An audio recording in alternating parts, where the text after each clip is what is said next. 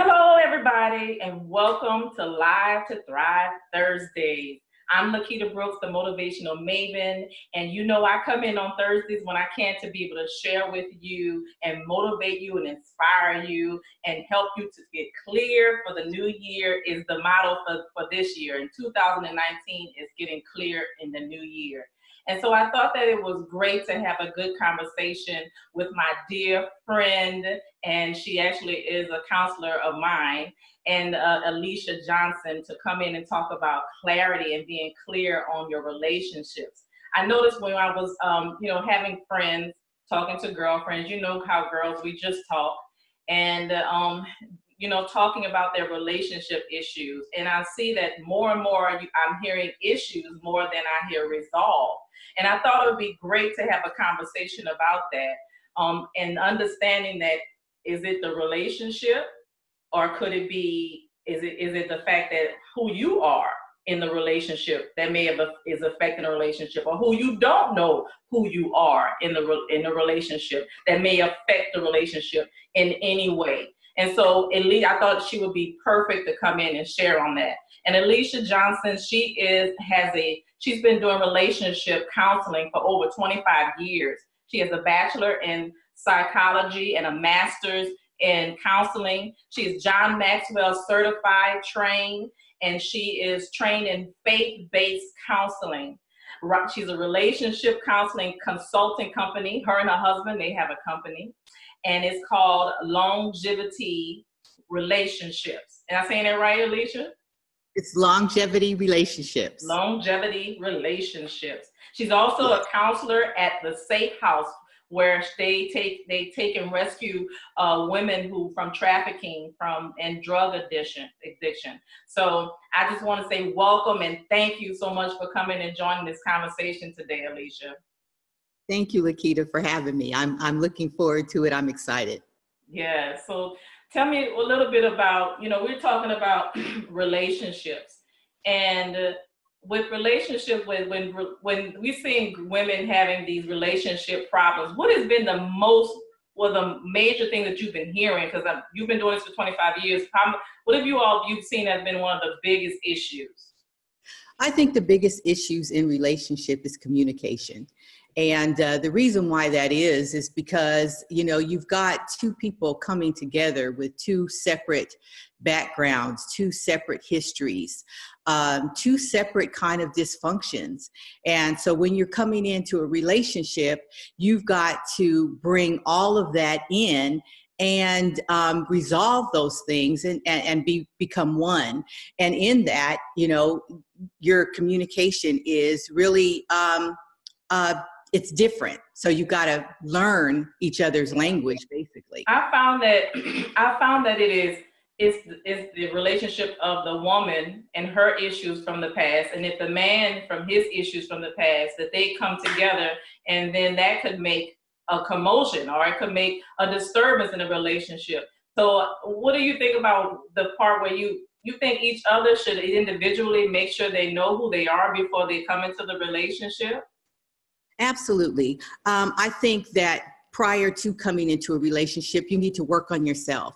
A lot of times most of the time, I should say, people come into relationships looking for someone to complete them. There is no such thing. Yeah. When you come into a relationship, you should come into a relationship looking for someone to complement you. And so if you're coming in with unrealistic expectations, you are going to put something on someone that they really can't fulfill. And so, like you said, everybody comes in with a different history, a different background, different dysfunction. And usually when you come into a relationship and you start having problems, that is the reason.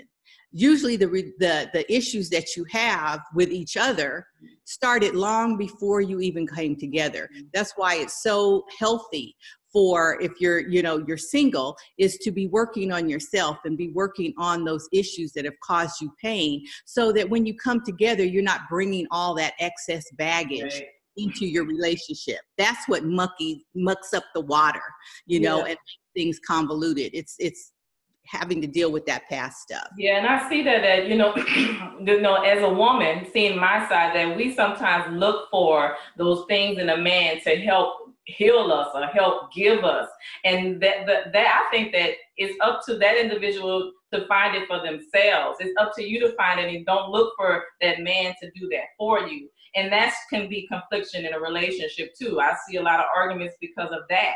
And I even thought that that was something that I would need when I figured out that I had to be able to find those things in myself that makes me happy, and don't look for that person to make you happy. What is your take on that and some of the counseling you've been doing with women?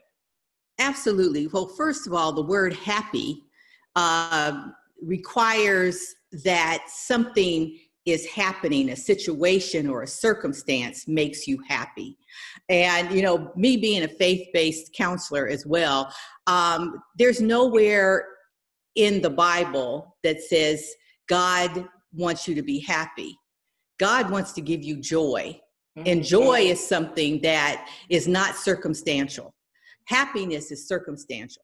So if I'm looking for somebody to make me happy, then I am looking for them to be what I want them to be, when I want them to be, you know. And there's a whole lot of things, a lot of circumstances can change in our marriage and in our relationships that are not good things.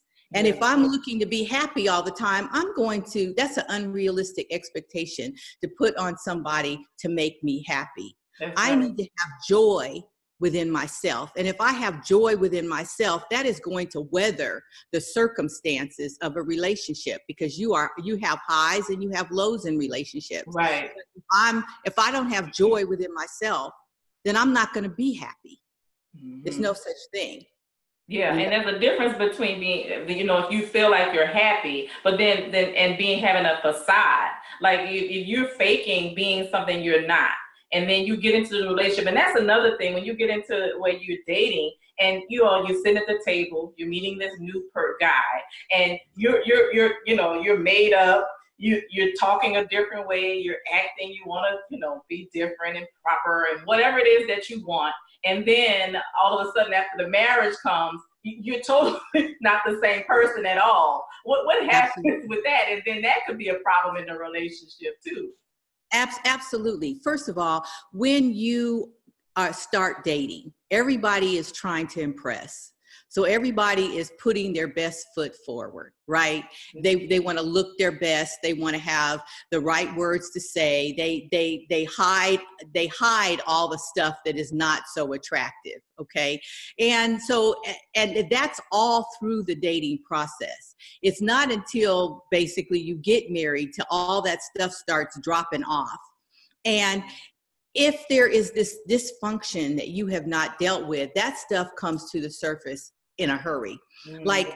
And sometimes you don't even know the stuff that's underneath, because you've been so used to pushing things down and moving on that you don't even recognize that you're dealing with it until you do get married.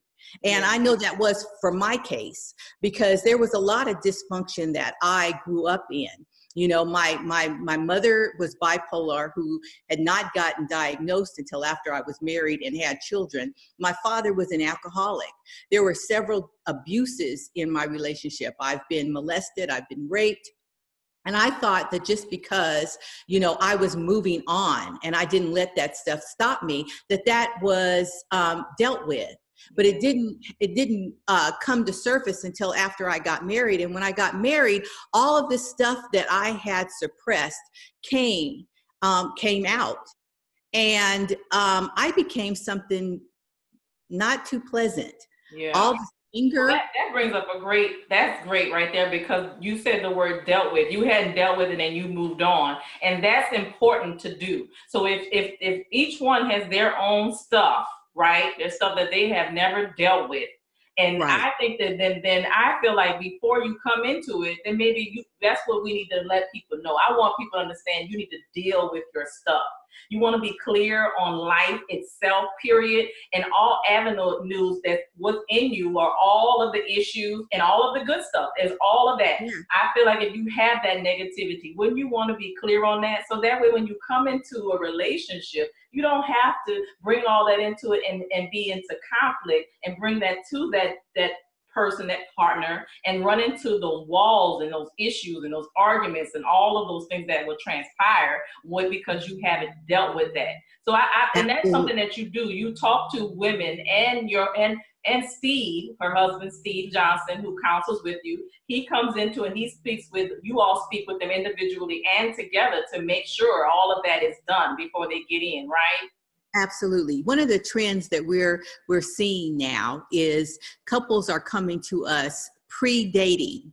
So the pre-dating phase, like when they see that there's an attraction, before they even call themselves a couple, they will come and meet with us just so that they can see if they're compatible, even to start dating.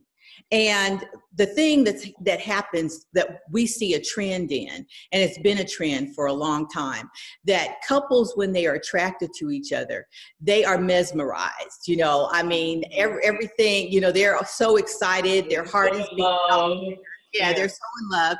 And what happens is they come into an intimate or a sexual relationship in the discovery phase.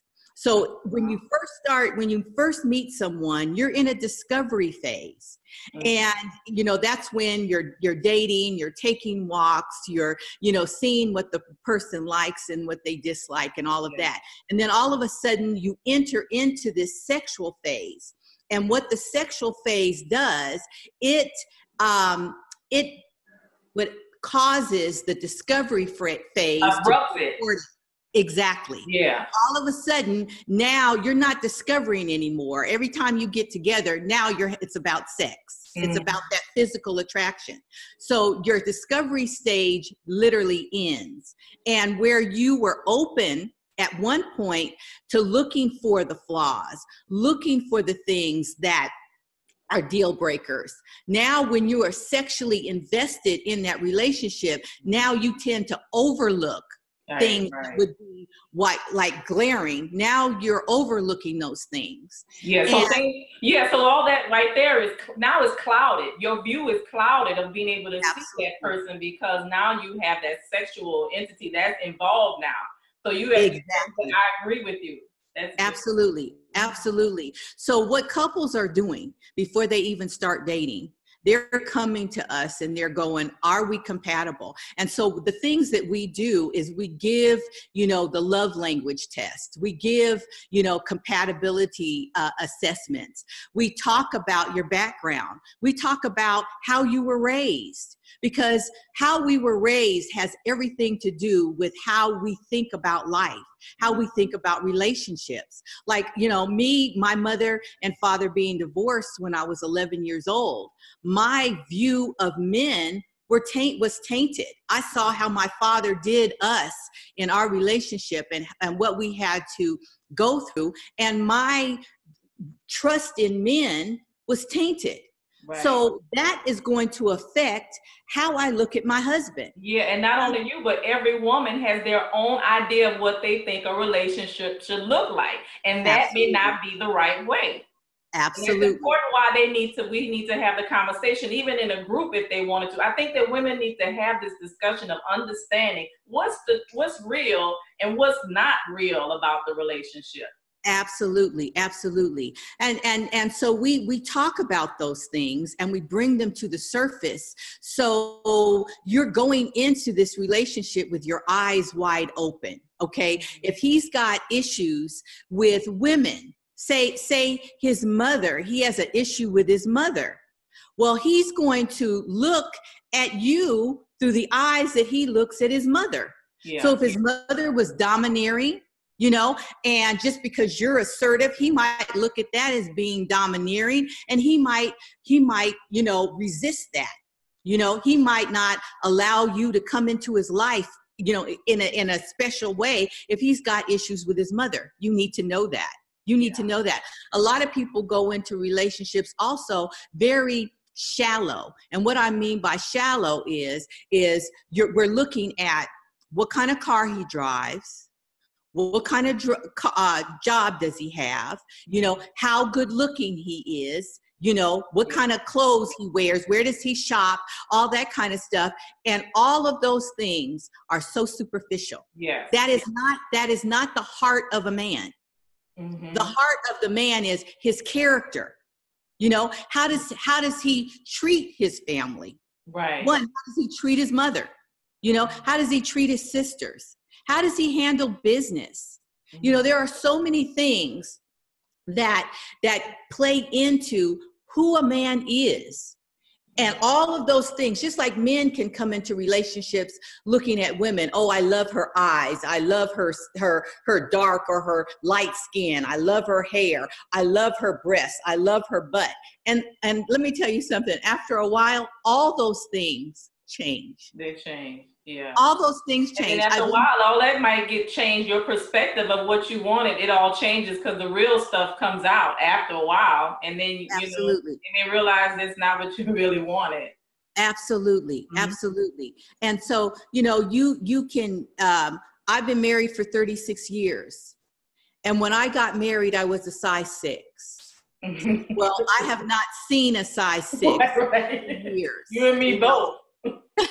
So, you know, if I was married to someone who wanted a size 6, then I would always be trying to measure up to something that can never be, because that's changed.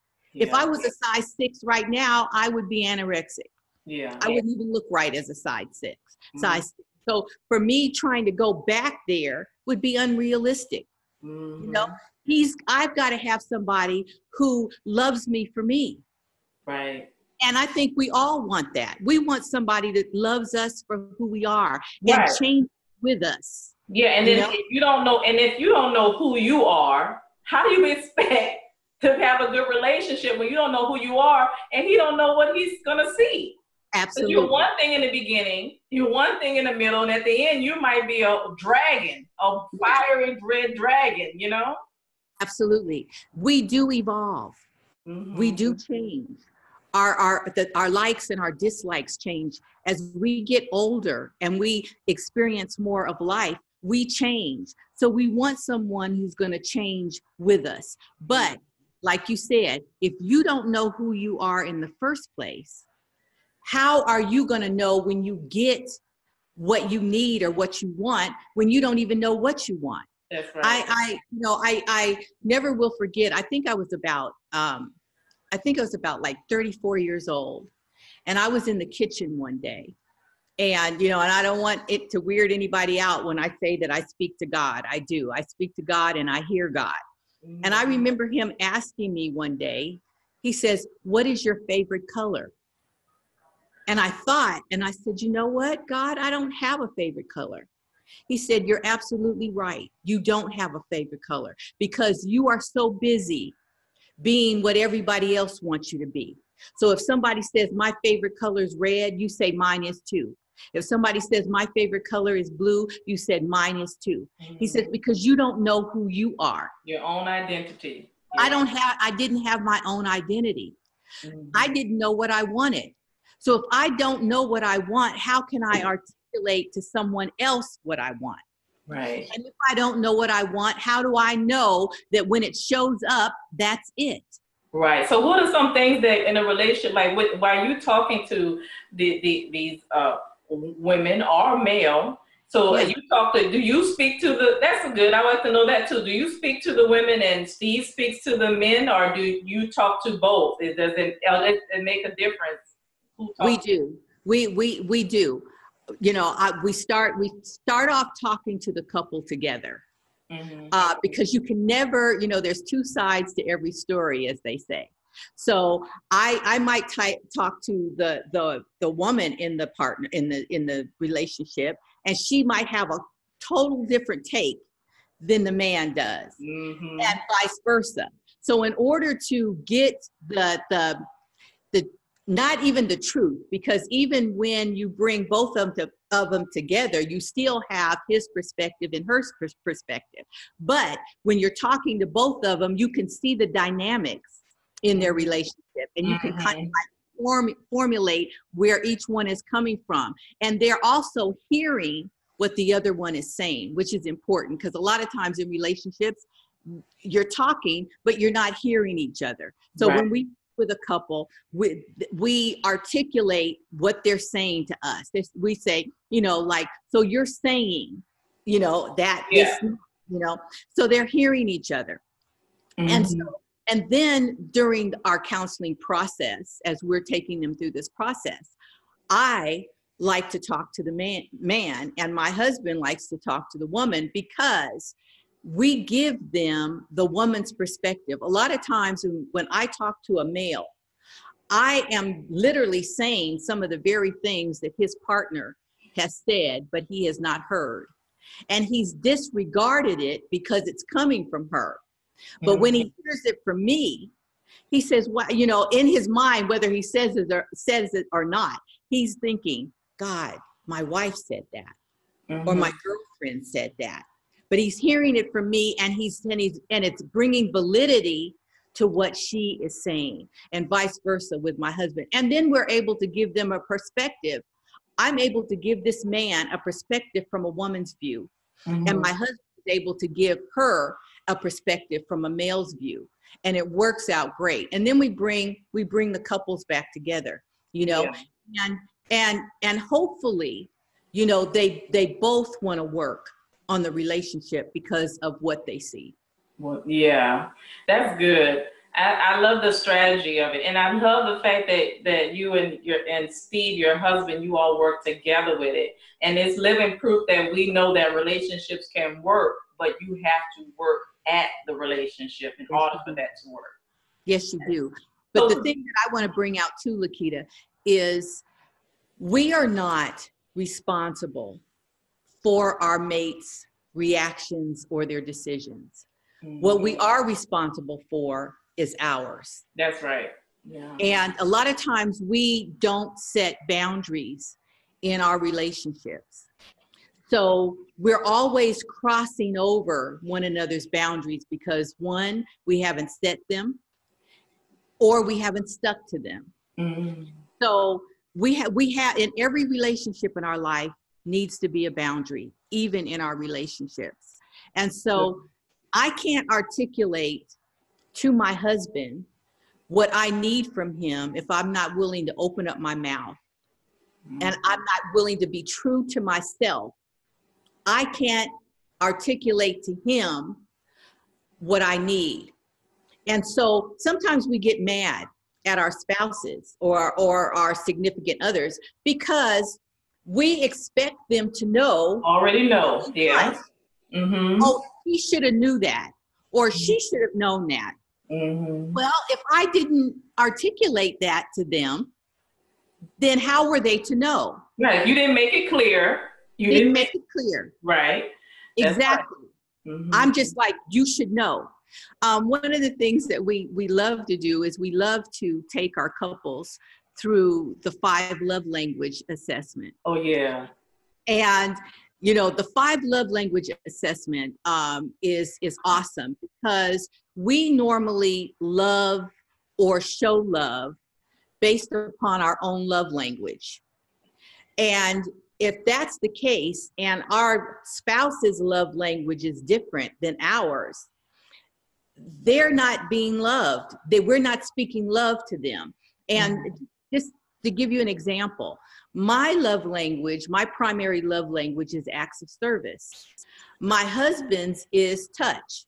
Now you might think that, you know, all men's language is touch. It's not. It really isn't. I mean, yes, they like to make love and they, you know, are all of that, but their love language might not be touch. Touch is not intimate. It's not completely intimate. Okay. So, and his second love language is affirmation. Well, I did not give him affirmation because, for one, I didn't come from a household that gave affirmation. I didn't get a lot of affirmation when I was growing up. So I did not know how to give it. Mm-hmm. And I looked at it as being weakness. So I didn't give him affirmation. And he wasn't giving me acts of service. Acts of service to me was picking up after yourself, closing the toothpaste tube when you finish using the toothpaste, taking the trash out. Well, because he didn't give me acts of service, which spoke love to me, I didn't give him affirmation that spoke to him. Right. So now both of our love banks are empty. Mm-hmm. Neither one of us are speaking love to each other. Yeah. And that's very important. That's so important to get an understanding. That's part of the counseling that you do, is getting an understanding of what that person needs are too, and respecting that and not dismissing what they need as Absolutely. Being something silly. God made us a certain way, and those needs are real. They do exist. And so Yes. you all help that. And that's why I appreciate you and I love you, Alicia, because you have brought that awareness to not only, of many things and counseling me in personal sessions, but in understanding the relationships also. So with doing that, guys, we want to extend something out to you. Alicia has a great great invitation for you all to be able to help you out anyway, whether it is for you to want to be clear on who you are first and before you get into relationships, or if you're getting ready to get married and you want to have, couples therapy or couples sessions to discuss that. Share with them, invite them, Alicia. Okay. Well, like I said, we do pre-dating counseling to see if you would even consider this person to date, if you're compatible. Then we do premarital counseling, which we wholeheartedly believe in. And then we do counseling for couples that are already in a relationship. And it doesn't matter. You don't have to wait until your relationship is almost over and you're ready to get a divorce before you get counseling. You can get counseling like a regular health checkup that you do on a yearly basis, just to make sure that everything is working all right and you can tweak some things. Mm-hmm. Plus we do individual counseling. So whatever the case may be, we can counsel you on your life. And we would like to offer this to you half off for a counseling session, for your initial counseling session. We would like to offer that to you.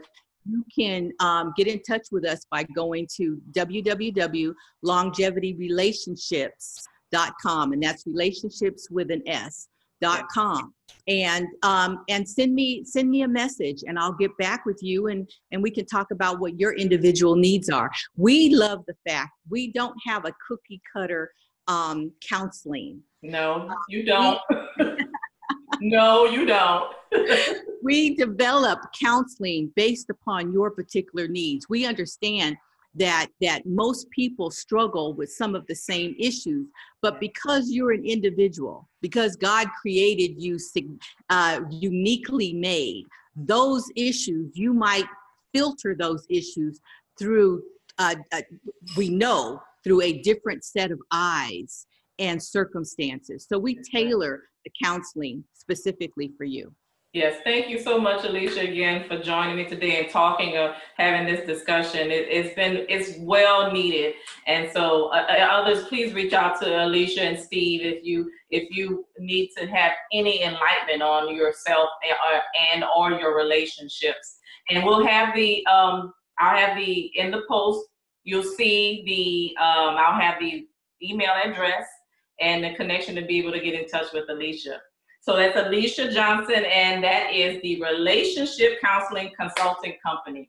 Thank you so much, Alicia, for joining me today for our Live to Thrive Thursdays. And I'm Lakita Brooks, the Motivational Maven. Have a fantabulous day. Bye-bye.